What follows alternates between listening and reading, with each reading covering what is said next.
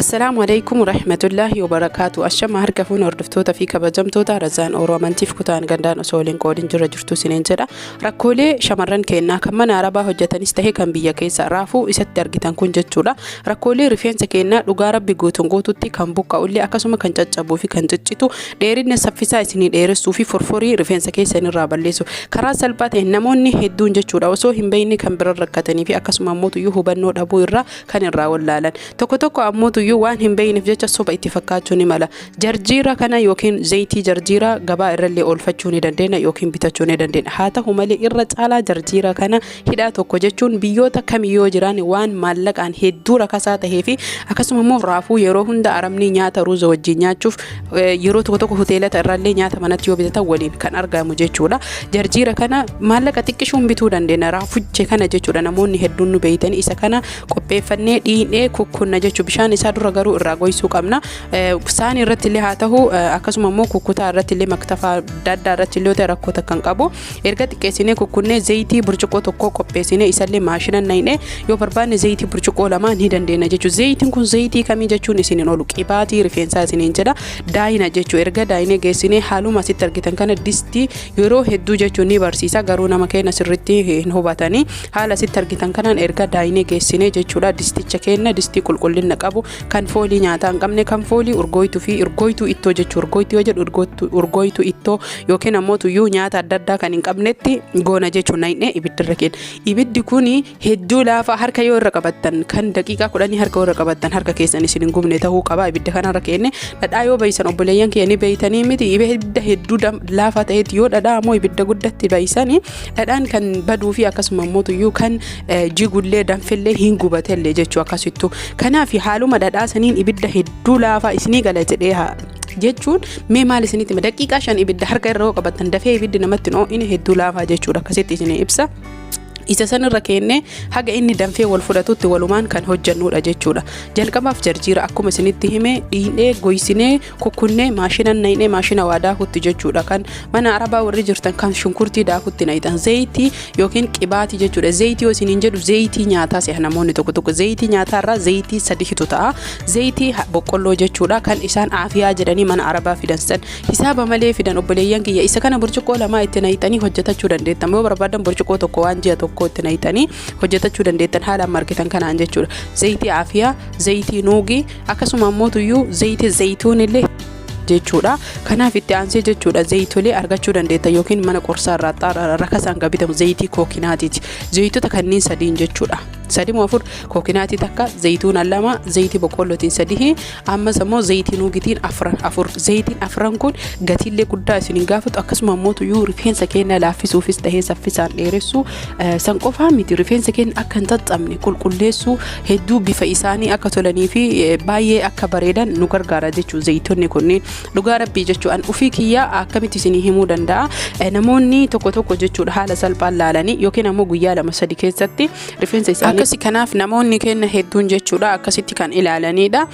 Haala salphaa ta'een jechuudha rifeensa keenya karaalee hedduun fayyadamuu ni dandeenya. Erga haala kanaan jarjiirri sun yookiin raafuun sun dhumatee jechuudha zayitii wal fudhatee baay'ee isaa wal fudhatee jedhee dhimbiibne jechuudha. Saanitti haa ta'u waan barbaadanii dhimbiiba. Kana firdiin jechuun waan hin qabne fidaa miti waan qabdanii dhimbiiba waan qabdanii danfisa. Garuu akkaataan fayyadama isaatii fi akkaataan danfisa isaa akkaatichuma isinitti hime kanaan kan fayyadamtanidha jechuudha.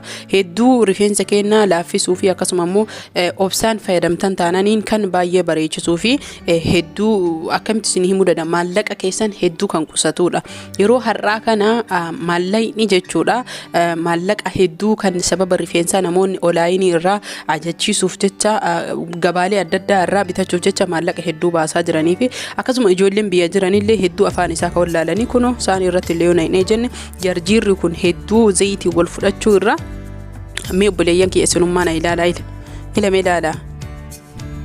Argitanii akkuma amma asitti argitan kana jechuun wal fudhachuu irraa saanii irratti akka inni ta'ee hafu yabbatee bifni isaa kun magariisa tahee jechuudha.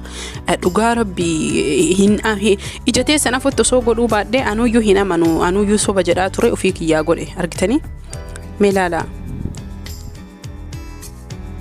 furdatee wal fudhatee wama gabaa irra haala kanaan bitame fakkaata. Warroonni namoonni hedduu ijoolleen hedduu jechuudha olaayinii irraa kan ajachiifatan isa akkanaa kana hin beeytan jedhee yaada yoo soba ta'uu baate kun harka irratti illee ofii keessanii ilaala. Mee hojjadhaatiin kijiba kiyya ilaala jechuudha. Namoonni hedduu sababa olaayinii waan jechuun viidiyoo hojjannu waan sobannu yookiin waan sobnu way waan soban itti fakkaata. Olaayinii irrallee kam akkana jiru kana bittanii booda san immoo yeroo dhiqattan ijoolleen ergiteetu jira. Birrii guddaan fakkeenyaaf ijoolleen ana mana gaafatte ijoollee imaaraatii yookiin Dubaayii fi akkasumas Saudi Arabiyaati jechuun warri zayitii akkana natti erganii ajachiifannedha. Ani garuu ammoo sirri keessa gadi bu'ee fageenyaan yoo qoradhee akkamitti akka hojjetamuu fi maalirraa akka walitti makamuu laalu wantoota kanniinii fi akkasuma ammoo abishii qorofudii wantoota adda addaa irraa kan makamuudha. Dhugaa rabbii isiniin jedha. Yoo barbaadan isinillee nama dubbisiisa qobboof irraa kan dalagamu jechuudha. Zayitiidhaan bittan san mee nama dubbisiisa dubbisni isa duuba jira. Manuma keenyatti maallaqa guddaa osoo hin baasin hojjetachuu hin dandeenya. Ijoolleen biyya Arabaa keessa haala kanaan jechuudha waan qadaada qabutti yookiin ammoo cufaa qabutti goone kunoo aslaalamee isinummaan ofii keessanii argitanii zayitii natsaa isiniin jedha waan cufaa qabutti goone ji'a tokko nuuf taa'uu danda'a ji'a lama jechuudha. Booda sanii rifeensa keenya itti dibnee galgala dibnee ganama dhiina jechuudha. Ammootu uummanni adiin fakkeenyaaf jechuudha warroonni rifeensi isaanii uumamaan lallaafaa ta'anii fi akkasuma ammootu dheeraa ta'anii sa'a 2 sa'a 3 ofirratti tursiisan. Namni keenya isa kana baratees rifeensi Afrikaatii fi rifeensi uummata Eeshiyaa akkasuma ammootu uummata Awurooppootaa fi biyyoota biraa jechuudha uumamaan lallaafaadha rifeensi isaanii. Sinigalee uumamaan dheeraadha. Sa'a tokko kasaa daqiiqaa 20-30 yoo isaaniif sa'a 2 kenname nuuf sa'a 24 kennama jechuudha. Waan isin ajaa'ibeetiin dhiisnirra waan kanas hedduu jechuudha. Mee wantoota adda addaa wantoota waa'ee rifeensaa akkasuma fuula jala deemtanii osoo qorattanii jettanii hedduu kan hubattanii fi irraa barattanii. Kanaaf galgala dibattanii ganama dhiqattanii namni galgala isinii mijoon ammoo ganama dibattanii guyyaa gara asrii zuhrii akkasumas booda galgala dhiqachuu ni dandeettan isiniin jedha. Torbaan keessatti yeroo 2 fayyadamtanii akkaataa fayyadama isaati. Faayidaa isaa yookiin bu'aa isaa hangamitti argina kan jettanii fi yeroo dheeraa isin fudhata. Garuu ammoo bu'aa isaa ji'a 3 keessatti jijjiirama rifeensis akka dheeratu akkasuma akka laafu akka bareedu kan argitanidha. Ji'a 6 keessatti rifeensi keessan baay'ee kan dheeratuufis isin sobuun barbaadu guyyaa 5-6 keessatti hin jedhu. Maaliif jennaani kan ta'u hin jiru jechuudha. Kun adeemsan wanni guutuun ani isinitti hime adeemsan ka ta'uudha haala kanaan jechuudha. Soba osoo hin tahin dhugaa walitti himne baay'ee obsaan fayyadamtanii jechuudha. Waan isinirraa cicciruu miti waan keemikaala qabuu miti walitti dhaabdanii fayyadamtanii namni daa'ima hintalaa qabdanis daa'ima teessan hintalaa dibdanii fi rifeensi keessan akka laafu akkasuma ammoo akka hedduu miidhagaa tahee fi dheeraa bareedaa ta'uu aadaa godhattanii namnu isinirraa barachuu qaba. Hin hifatinaa isiniin jedha. Kun waan hifatanii miti jechuun hojjetanii achi kaanii fayyadamuu danda'an. Zayitolee argattaniis godhuu ni dandeettanii. Kanaaf hanga viidiyoo biraatii walitti deebinutti toraa bulaa turtii gaarii fayyaan faaya. Subscribe, like, share gochuun na bira dhaabbadha. Like godhaa.